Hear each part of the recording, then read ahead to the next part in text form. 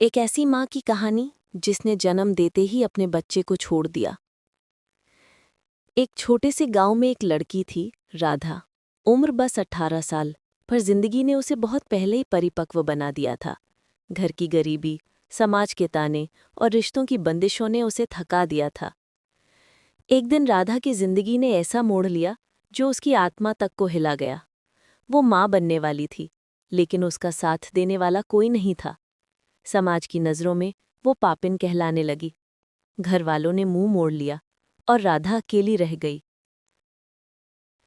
रात अंधेरी थी, हवाएं तेज चल रही थीं और आसमान में बिजली कड़क रही थी।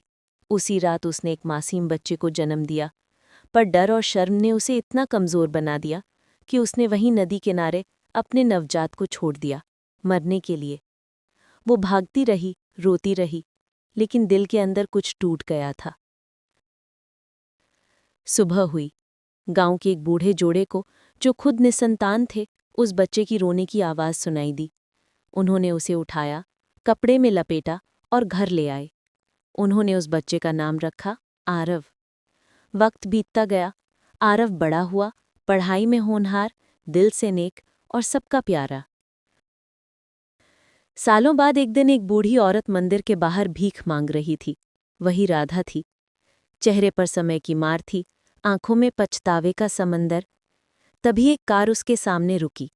दरवाज़ा खुला और एक नौजवान उतरा। वो था आरव। उसने उस बूढ़ी औरत को पहचाना नहीं, पर कुछ महसूस किया।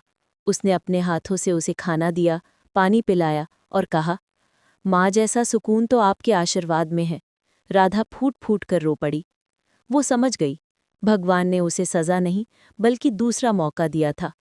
उस बच्चे को उसने खोया था, लेकिन भगवान ने उसे फिर उसी रूप में लौटा दिया था।